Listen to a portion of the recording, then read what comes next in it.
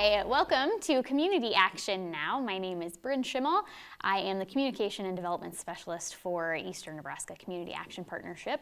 And it is a beautiful March day, and we have a lot of fun today planned for the show. So I'm very excited. Today we have Anna Curry with us from Whispering Roots. Whispering Roots is a company that we do a lot of partnerships with at NCAP. Anna is the Director of Culinary and Nutrition Programming. So let's just get started and tell me a little bit about you and what you do at Whispering Roots. Yeah, so as you said, I'm the Director of Culinary and Nutrition Programming, and I am a registered dietitian. And so my job is really education. We do a lot of cooking classes, nutrition classes, among tons of other things. I've helped coordinate our delivery program, our meal program, and a lot of other things we do. But yeah, so I'm kind of in a lot of different areas, but culinary and nutrition education is my passion. Very cool. How long have you been with Whispering Roots? I've been with Whispering Roots just about 3 years now, but I had known our CEO, Greg, for many, many years before that, and had always talked to him about working together. So it was finally happened about 3 years ago, and been there ever since. What has your favorite part of this job of working with Greg, of being in your position? I mean, I get to work with so many different people, people in the community, but also other partner organizations. I really just love collaborating with people, so that's one of my favorite parts. I love getting to cook all the time, and I love food, and so I really get to talk about food and eat food and make food every day, which is super cool. We're gonna cook food later in the show, so that'll be a fun. I'm very excited. My favorite thing to do. Yeah. So, for anyone who might not know, tell us exactly what Whispering Roots is and kind of what their mission is. Yeah, so at Whispering Roots, we say we grow, we feed, and we educate. So just kind of anything food related, we have some involvement in, it seems like. But really we started out doing growing and teaching kids how to grow their own food specifically, but then we work with adults as well. So teaching things like aquaponics and hydroponics, so how you can grow inside, and specifically kids get to learn science and math, all the STEM stuff through learning how to grow their own food. And then we do outdoor gardens as well. And then where I come in is I take that, we've grown the stuff, now what do we do with it? And so we teach people how to cook, nutrition, and how to preserve, all those things. And then we also have another side where we're doing food distribution and some aggregation and getting food out to the community as well. A big part of our senior wellness program is that gardening in the summer, so our seniors also get to work with you guys. Yeah, we love them.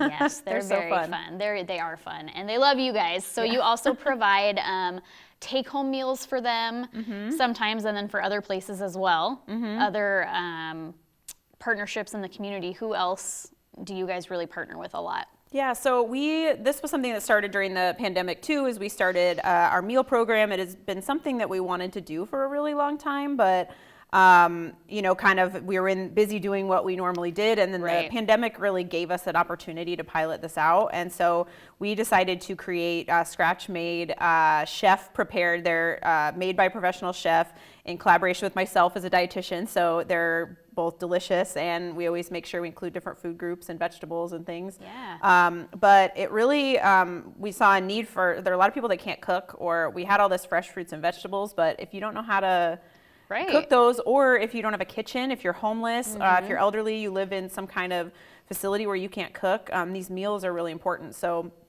we partner with agencies that serve homeless, seniors, and just other people that might need a meal. So we deliver those out once a week, and that program is growing and all the time. And so we're hoping by next year that we'll double and triple the number of meals that we're doing. And yeah, that's amazing. About how many meals are you guys doing right now per week? Do you know? Right now it's about 250 a week meals, and then we do soups as well.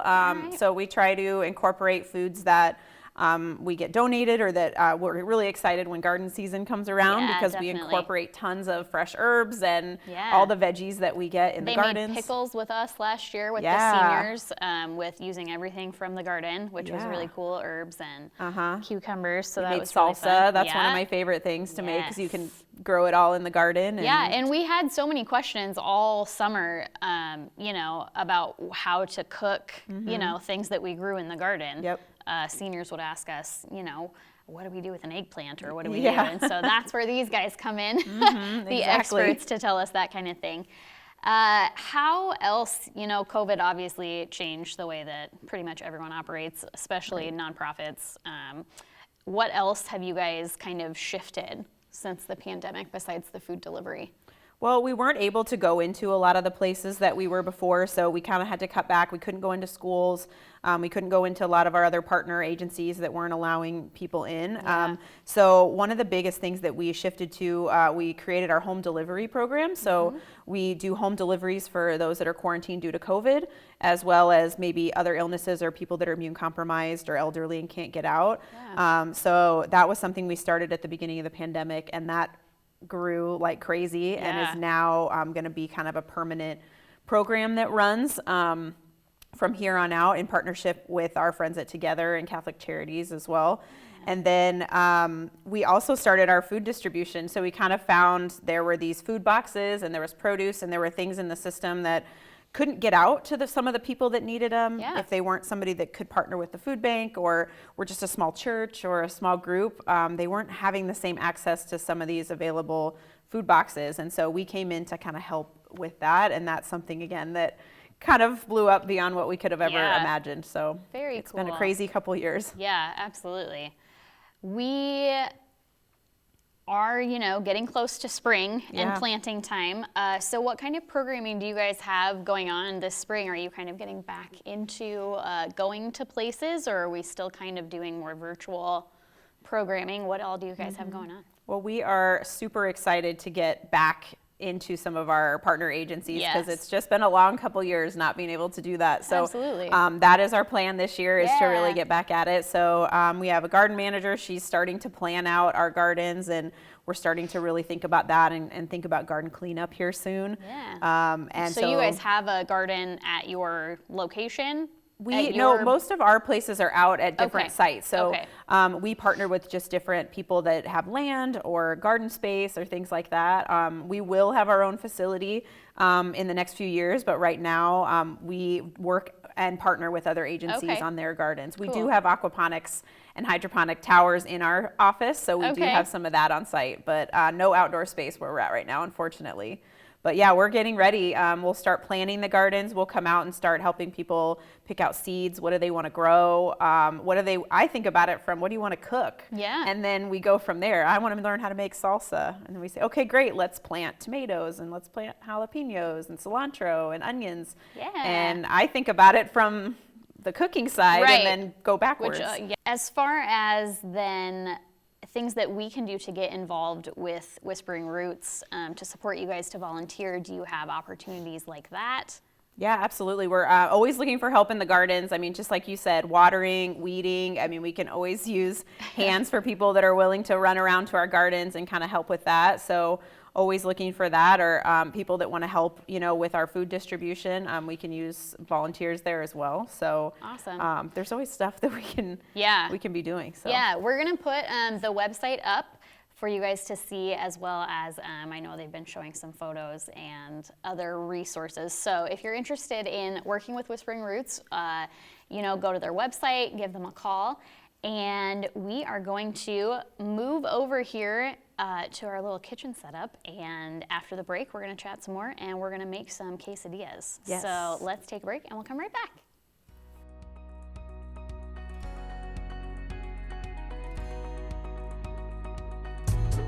Where can you watch KPAO Community Television? The channel with all of the local shows.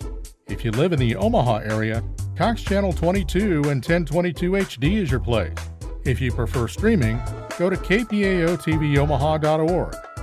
And now, if you have the Apple TV box, grab our app and watch us there. KPAO on cable, streaming live, and now on Apple TV.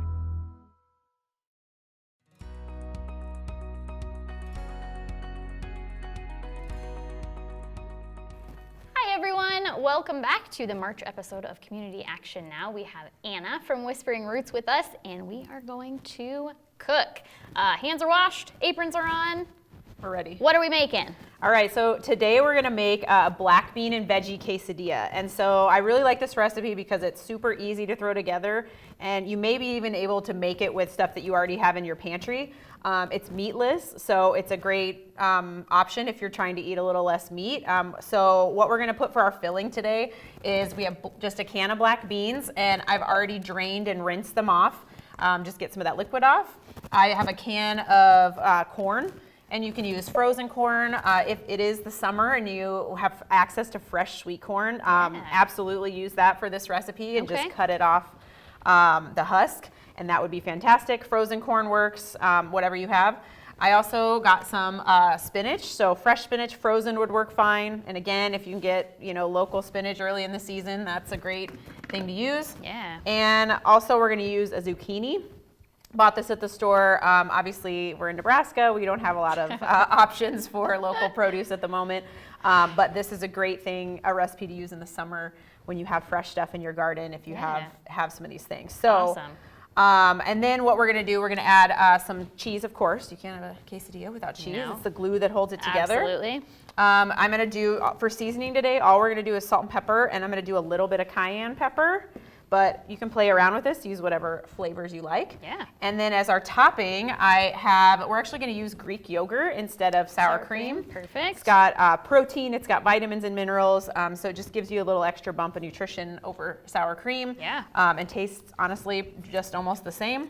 I also just got some salsa as well, but if you had the fresh garden salsa in the summer, this would be awesome. Yeah. So, all right, Cool. So we're gonna get started with just prepping our ingredients. So the first thing we're gonna do is do the zucchini, and I'll let you help me with this. Okay. So I just cut the little end piece off, and then one of my favorite kitchen tools is actually the grater, because if you have little ones that don't love vegetables, or even adults that don't love vegetables, grating it can help blend it into your recipes, and it adds bulk.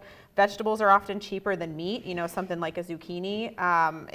Meat's really expensive these days, so it's a good way to stretch your ingredients. Yeah. And grating it just helps blend it into the recipe. You could chop it as well, though, too, if you don't have a grater.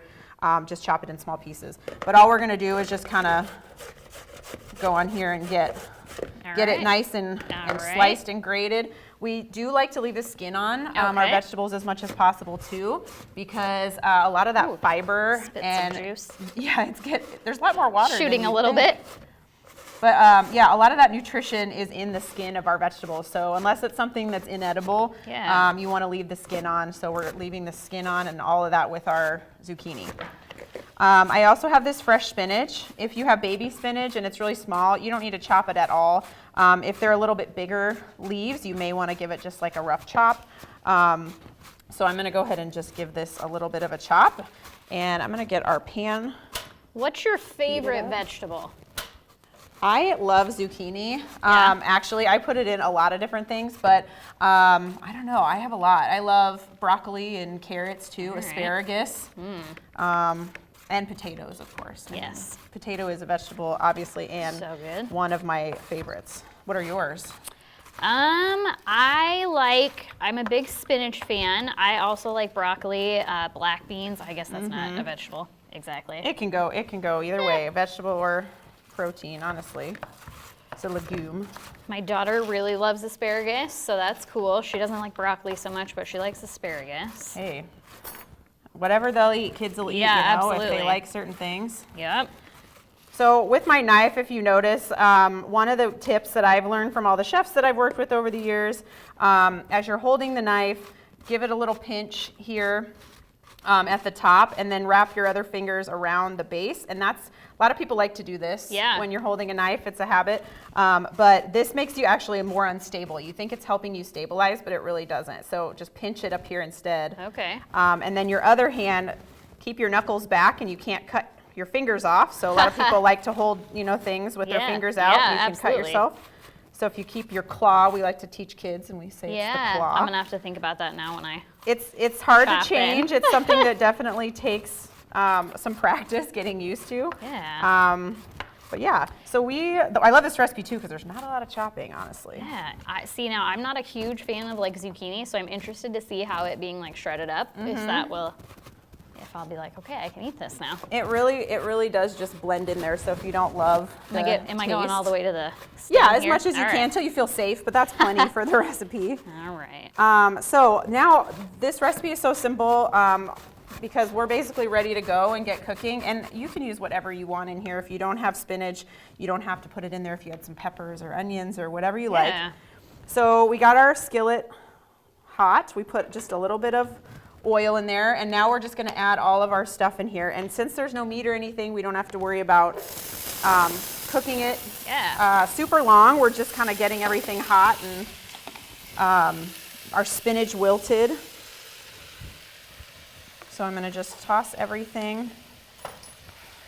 If you don't have one of these at home, it's called a bench scraper. It's just a little, you can get them for a couple bucks at the store, and it's nice to just help you scoop things off your cutting board. So now we're going to toss in our zucchini. I'm going to get this just sauteed up. We got this on high heat, and again, this, oops, got a little We're throwing stuff all over your floor. got a little crazy here with my stirring. We're just going to get this all mixed up, and the spinach is going to start to wilt. If you were using frozen spinach, you wouldn't have to, it's already kind of melted down, wilted down, so you don't have to wait as long. Okay. But once our spinach kind of blends in, you know, this looks like a lot of spinach, but once it cooks down, it's going Right. to look like nothing.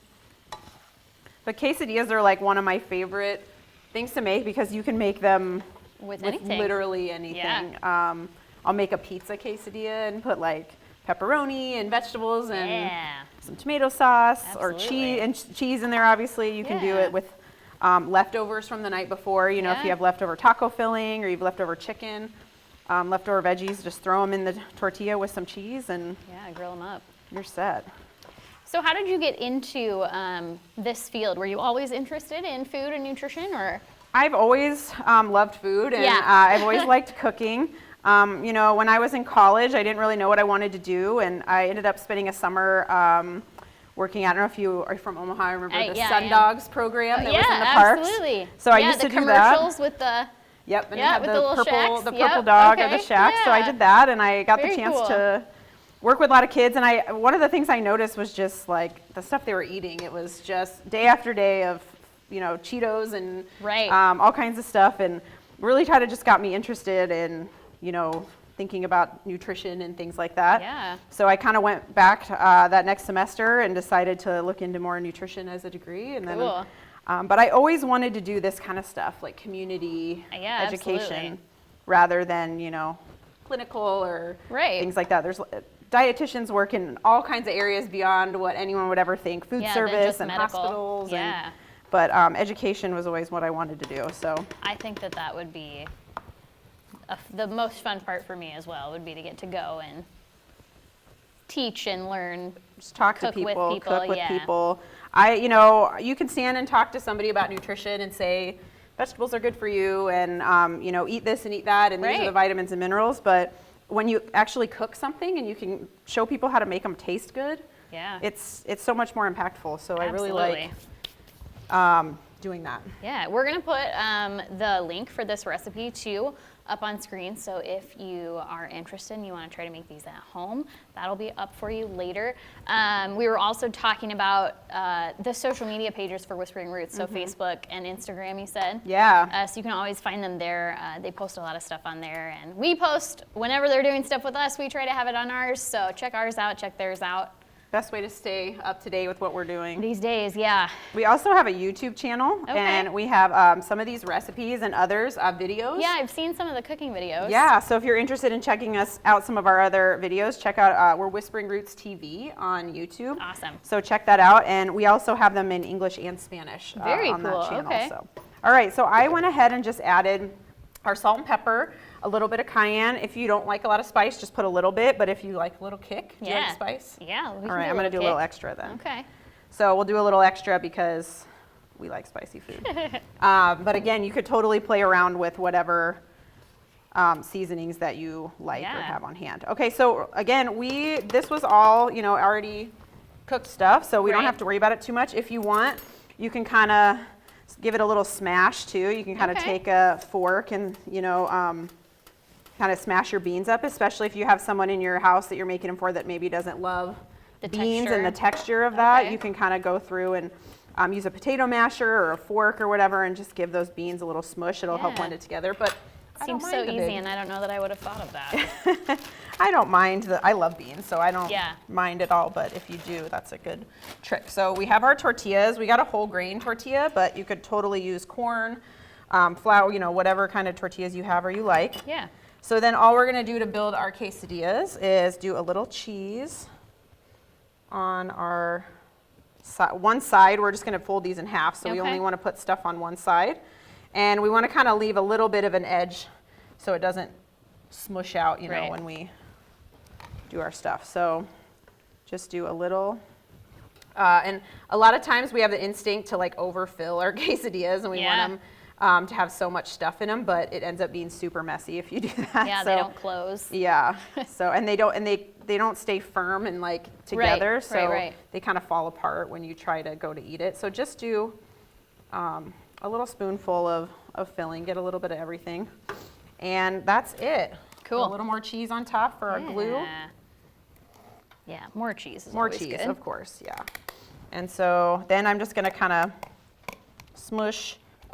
So I'm just gonna give this a little spray. I like to use spray because it'll give us that browning we want Yeah. on our quesadilla.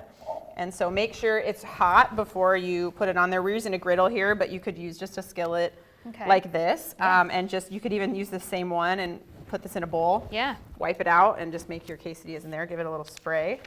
Make sure it's hot. You want to hear that like sizzle when Yep. you put it down. That's how we get that brown effect on our food, like our meat and veggies and Yeah. things like that, is we want to get our pan hot with the Okay. oil first Okay. and then really get that sear. So you can help me build a few more right, sure. few more quesadillas and feed everyone in the studio today, Yeah. Yeah, but again, super customizable. Put whatever you have in there. If you had leftover stuff from dinner, you wouldn't even need to do this part. You could Yeah. just literally throw it in Toss there. it in there, yeah. So we got our cheese. You could even make these ahead of time. Yeah. Put them in the fridge and then pop them in the microwave, just if you need like a grab and go type of. Can you freeze them? Do they Absol- freeze? I think you could absolutely freeze them. I don't know that the texture would be quite the same when Right. you unfreeze it, but that's the only thing. But I'm a big fan. What I would maybe do is freeze this filling Got it. as it is. Yeah. And then when you go come out to Put it in the cook, tortillas. you could actually like just build the quesadillas really quick. So. Yeah. All right. So, and now we'll just need to flip these. Give them a couple minutes on each side. Like we can fit 4 nicely on here. Yeah. So we'll check. The rest of that stuff. And here's what I liked, another trick too, is Yeah. because sometimes we have less spray when we flipped them over, I just give them a little boost Smart. before I flip Yeah. them over, and then Yeah. that way they'll brown. Oh, that one maybe. We need another minute on these. Yeah. I end up a lot of times charring things on one side or not the other, so Yeah, it's hard good to to get put a them little like spray on there. even, but yeah, this one's got a little bit of color here, but we want to wait till it kind of has that nice like browned color on this side. Yeah. But we have a lot of filling here. The other Okay. great part about this recipe is it's super budget friendly. Yeah. So if we think about, beans and corn, and then using just whatever veggies you have on hand. Yeah, I mean, you can get, cans for 99 cents or, Yeah, even I bought Zucchini all this for- stuff today. Most of it I got at Aldi. yeah, we love And Aldi. super, super cheap. Yeah. Canned beans are even cheaper, I think, than Yeah, and we're going to get $1. at least 6. We probably could make more. Yeah, this is 6, and I We had have more like cheese. this huge pot left. So we'll get a ton of quesadillas out of this recipe, feed a family. Yeah. This would be a good snack even too, like a after school snack. If all this stuff is ready, if you have older kids, they could probably make this themselves at home even, Yeah. just assemble it and griddle it on the stove. So Yeah. it'd be a really easy thing for kids to participate in too. And Cool. then use whatever toppings you like. Yeah. We'll take, or put a little, Get full. we'll put these off to the side, and then I'll go ahead and pull off, just make a little stack. These one's spoons are for humming dips, along. toppings, right? Yeah, so Okay, I'll we'll stick get those our, in ooh, that there. one's got a little more color there, so. Yeah. Yeah, I like a little bit of crispy. Yeah, I like mine good and crispy too, so. Yeah. And then we got a couple little plates, so as soon as we're done, just letting these get a little bit browner on each side. Again, everything's cooked on the inside, so all we're looking for is really to get that browning effect. All right. They looking the way they're supposed to? Yeah, I think we're close here. We got that nice like brown, ooh, yeah, Ooh, yeah, see, very good. this is that's the good stuff right there. You start to see it get nice and brown. Yeah, okay. So, And about oh, yeah. how many minutes? You know, it's gonna depend on how hot your like stove is or Right. your griddle. These are really nice. This is like the perfect way to cook quesadillas, but Yeah. most people don't have these in their house. Sure. So if you have it on pretty, I would do about medium high heat. Okay. And at least, you know, maybe 2 minutes on each side and then just kind of check it. Yeah. And if it's not brown yet, do it a little longer. Make sure you got the spray on there to help with the brownness. Yeah. But it shouldn't take long, you know, just a couple, you know, maybe 2 or 3 minutes on Okay. each side, and it's gonna just depend on how crispy you like it too. Yeah. So then I'm just gonna take these off onto our cutting board. Okay. And you can kind of cut them in the size you want. If you want like big pieces, you can just cut them in half, but I kind of like little more bite-sized, like snacky Yeah. pieces. And so we'll put them on our plate. All right, I'll do a little garnish. And then, yeah, and so we eat with our eyes first, right? So when Right. something looks good, it's now there's automatically pressure. gonna make it like taste a little better. So I always tell people that think they aren't good cooks, like if you wanna make people think that you're a better cook than you are, Just make just it pretty. garnish and make your Yeah, plate look okay. pretty. And just, you know, how you lay out the slices of the quesadilla, you know, how you dollop the toppings on There there. you go, yeah. All right. All makes a difference. So There. just make your plate look pretty and that you're halfway there. So yeah, you can just kind of, you know, lay them out in a little cute way. right. Maybe I'll put some on the side in case people want to dip Yeah, rather absolutely. than. But this rather is than have this it is right a on great there. way to do it when you're trying Little to, you know, just presentation. make the presentation look pretty. So, and then we can taste. All right. Now you've had these before. I've You I've love actually made these a lot of times, and they're one of those recipes that doesn't sound like super exciting when Right. you just see, you know, oh, there's salt and pepper and there's vegetables and beans, but when you taste it, and I really think, you know, grilling the tortilla Yeah. changes the flavor profile, and it really turns out to make it taste good. You got the cheese in there, and they're honestly just super yummy. want Here, I'll just eat one stuff? of these. We'll Okay. take a little taste. All right, let's do it. And they're hot They're gonna still. be hot, so yeah, we got to do a small bite first. Ooh, hot. You're right though. And for not expecting like, you know, meat or anything super exciting, really good. Well, hey, thank you so much for coming and Yeah. hanging out today and cooking for us. Again, we will put all of the website, social media information up. And we, as always, are so thrilled to have you here with us. Thank you. Thank you for having me. Absolutely. And thanks to all of you for watching and for helping us keep people safe, fed, and housed. We will see you next month.